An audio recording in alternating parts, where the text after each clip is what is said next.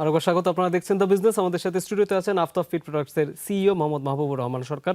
বলেছিলাম rapid fire প্রশ্ন করব, আমাদের সব অতিথিদেরকে আমরা করি, ইয়াং জেনারেশনের পাঠানো প্রশ্ন হয় এগুলা। আমি শুরু করছি প্রথম প্রশ্ন, এরকম 10টা প্রশ্ন করব। 1 নম্বর, তারা জানতে চায় প্রথমেই আপনি কোনটি বেশি পছন্দ করেন, দেশি মুরগি নাকি ফার্মের? ফার্ম। আপনি ফার্মের মুরগি বেশি খাওয়া হয়। ওকে। তৃতীয় প্রশ্ন, ফিড ইন্ডাস্ট্রি নিয়ে প্রচলিত সবচেয়ে ভুল ধারণা কি? ফার্মের মুরগি ভালো না। এটা কি ভুল ধারণা? ভুল ধারণা। জি। তৃতীয়, পোলট্রি, ফিশারিজ এবং ক্যাটেল কোন সেগমেন্টের ভবিষ্যৎ সবচেয়ে উজ্জ্বল? ক্যাটেল সবচেয়ে বেশি, তারপরে ফিশ, তারপরে পোলট্রি।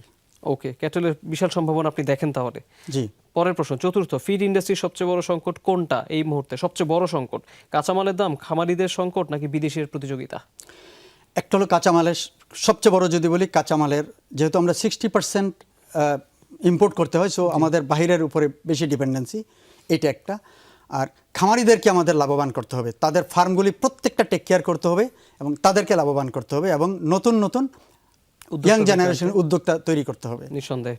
পরের প্রশ্ন 5 নাম্বার, সবচেয়ে বড় চ্যালেঞ্জ কাদেরকে ধরে রাখা অফিসে বা কাজে, ফুড এক্সপার্ট নাকি সেলস টিম? সেলস টিম চলে যায়। চলে যায়। ওকে। 6 নম্বর প্রশ্ন, সেরা কর্মী যদি চাকরি ছেড়ে চলে যায়, আপনার প্রথম প্রতিক্রিয়া কি হয়? রাগ নাকি আত্মসমালোচনা? আত্মসমালোচনা। কেন? কেন একটা আমার ভালো লোক চলে গেল এটা আমার জানা দরকার আসলে, এবং সেটার জন্য আমরা কিন্তু যাওয়ার আগে আমরা একটা ইন্টারভিউ করি, একটা এক্সিট ইন্টারভিউ করি যে কেন সে চলে যাচ্ছে। ওকে। পরের প্রশ্ন, ব্যবসার সবচেয়ে বড় শিক্ষক কে, সাফল্য নাকি ব্যর্থতা? ব্যর্থতা প্লাস সাফল্য দুটেই। প্রথমেই ব্যর্থতা। কেন? কোনো একটা ব্যবসায় যদি আমি ব্যর্থতা হই তাইলে আমি বুঝতে পারবো কেন ব্যর্থতা হয়েছি, আর আমি যদি সাফল্য হই এবং এটা যদি সাস্টেনেবল না থাকে তাইলে কিন্তু আমি জানতে পারবো না কোথায় গিয়ে আমি ধাক্কাটা খাবো। সো অনেক সময় ব্যর্থতা আমাকে আসলে শিখায় কিভাবে আমার ব্যবসাটা সাস্টেনেবল করতে হবে। অর্থাৎ ভুল থেকে শিক্ষা নেওয়া। ভুল থেকে শিক্ষা নেওয়া। নিঃসন্দেহে। আমরা পরের প্রশ্নে যাচ্ছি। 8 নম্বর প্রশ্ন, ক্যারিয়ারের শুরুতে, আপনার নিজের কথা, ক্যারিয়ারের শুরুতে যদি ফিরে যেতে পারতেন নিজেকে কি পরামর্শ দিতেন? আমি আমার কেরিয়ার শুরু করছি ফাইন্যান্স দিয়ে। আমি প্রায় 20-25 বছর আমি ফাইন্যান্সে ছিলাম, তারপরে আমি প্ল্যানিং অ্যান্ড অপারেশনে। So I enjoyed this session, আমার এই জার্নিটা।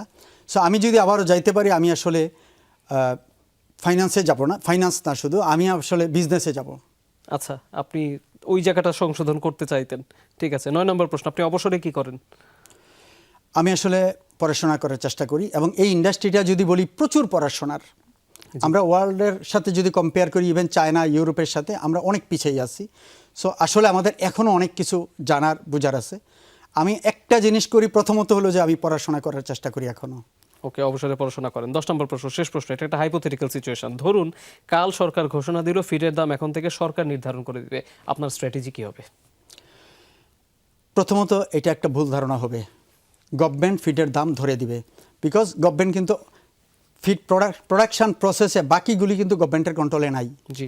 যদি এক্সটার্নাল কোনো কারণে যদি র মেটেরিয়ালসের দাম বেড়ে দেয় আর গভর্নমেন্ট যদি ফিডের দাম ফিক্সড করে দেয়, সেক্ষেত্রে কিন্তু দুটা ইম্প্যাক্ট হবে। একটা হলো অনেকগুলি কোম্পানিগুলি বিপদে পড়বে এবং এই কোম্পানি বিপদে পড়া মানে প্রান্তিক খামারিরা বিপদে পড়বে। সো পুরো ইন্ডাস্ট্রি আসলে ধাক্কা খাবে।